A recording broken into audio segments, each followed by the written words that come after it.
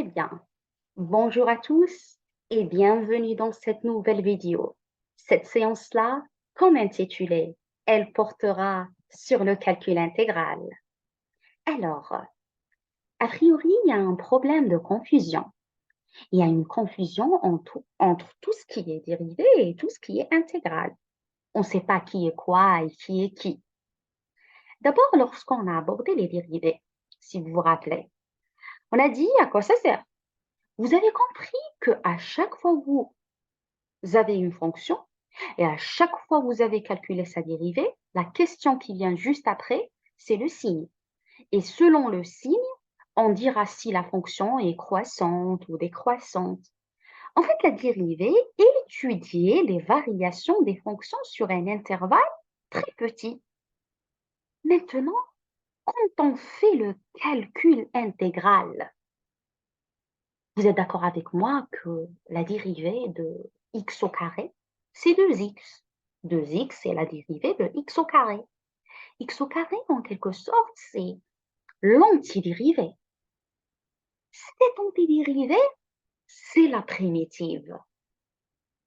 Donc, on a expliqué ça juste brièvement au début, mais il y a des règles importantes à retenir. Commençons par la première définition. Soit f une fonction continue sur un intervalle AB, on appelle l'intégrale de f entre a et b et on note intégrale de a à b f de x dx, le nombre réel défini par grand F de b moins grand F de a où grand F c'est une fonction primitive de f. L'intégrale satisfait les propriétés suivantes. L'intégrale de alpha f, c'est alpha l'intégrale de f, où alpha c'est une constante arbitraire. L'intégrale de la somme, c'est la somme des intégrales. De 1 à 2, on dira que l'intégrale est linéaire. L'intégrale de a à b f de x dx, c'est moins l'intégrale de b à a f de x dx. L'intégrale de a à b f de x dx plus l'intégrale de b à c f de x dx est égale à l'intégrale de a à c f de x dx. Et si f de x est inférieur ou égal à g de x, en quelque sorte, elle est dominée par g, alors l'intégrale de a à b de f de x dx sera également inférieure ou égale à l'intégrale de a à b g de x dx. Passons maintenant au théorème suivant, soit u une fonction dérivable. Alors, la primitive de u' de x fois u de x dx est égale à n demi u au carré de x plus une constante arbitraire c. La primitive de u' de x fois u à la puissance n de x dx est égale à 1 sur n plus 1, u à la puissance n plus 1, de x plus la constante c. La primitive u' de x divisé par u au carré de x dx est égal à moins 1 sur u de x plus la constante c. Là, u de x est non nul. La primitive de u' de x divisé par un de x dx est égale à moins 1 divisé par n moins 1, u à la puissance n moins 1 de x, plus c.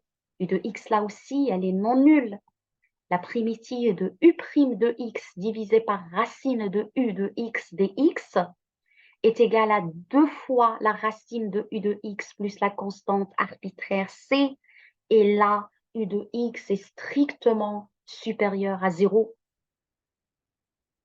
Voici maintenant quelques primitives de fonctions usuelles.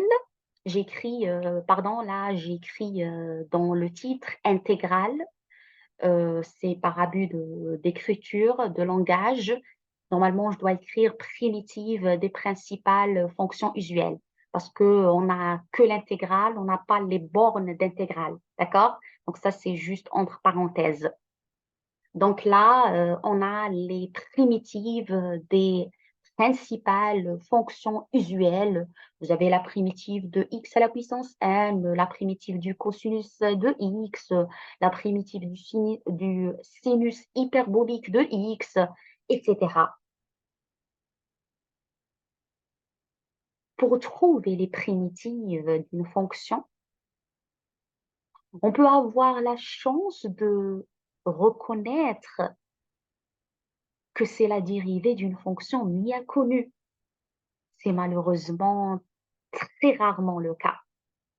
On ne reconnaît pas les primitives de la plupart des fonctions. C'est pourquoi je vais vous présenter aujourd'hui 3 techniques, 3 méthodes particulières d'intégration. Je commence par la première, la méthode du changement de variable. La méthode dit que si on veut calculer la primitive de f de x dx, en posant x égale à phi de t, t c'est la nouvelle variable d'intégration, et phi c'est une fonction continue, dérivable, tout ce que vous voulez, on a la primitive de f de x dx, c'est la primitive de f de phi de t fois phi prime de t dt. D'accord? La primitive racine de 1 plus racine de x divisé par racine de x dx peut être calculée facilement en utilisant la méthode du changement de variable. Il suffit de poser t égale à racine de x. La deuxième méthode, c'est la méthode d'intégration par partie. La formule d'intégration par partie, alors voici la formule d'intégration par partie. L'intégrale de uv' dv est égale à u fois v moins l'intégrale de u'v du. La primitive x ln de x dx peut être calculée en utilisant la méthode d'intégration par partie, en posant u égale, en posant u' égale, ou v' pardon, égale à x, et u égale à ln de x. On ne peut pas poser v' égale à ln de x parce qu'on ne connaît pas la primitive du ln. D'accord?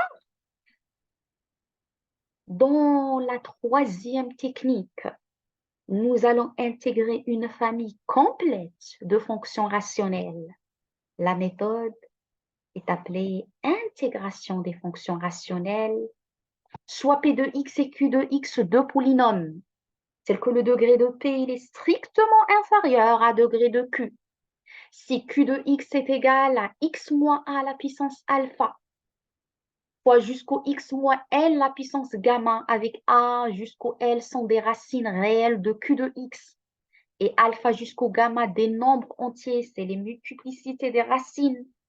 Alors, la décomposition de P de x divisé par Q de x en éléments simples est égale à A1 divisé par x moins a à la puissance 1, plus A2 divisé par x moins a à la puissance 2, plus jusqu'au A indice alpha, x moins a à la puissance alpha, divisé par x moins a à la puissance alpha, plus jusqu'au L1 divisé par x moins L à la puissance 1, plus grand L2 divisé par x moins petit l, le tout à la puissance 2, plus jusqu'au L indice gamma divisé par x moins L, le tout à la puissance gamma.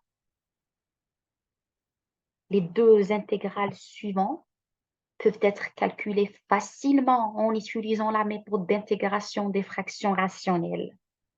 Ces deux dernières intégrales, ainsi que l'intégrale donnée dans l'exemple de la méthode d'intégration par partie et l'intégrale donnée dans l'exemple de la méthode de changement de variable, vont être calculées en détail dans une prochaine vidéo qui va suivre cette vidéo. D'accord? Donc, je crois que j'ai fini. Je vous remercie pour votre attention. Si vous avez des questions, n'hésitez pas. Je vous donne rendez-vous pour la prochaine vidéo. On va continuer ce qu'on a commencé aujourd'hui. Au revoir.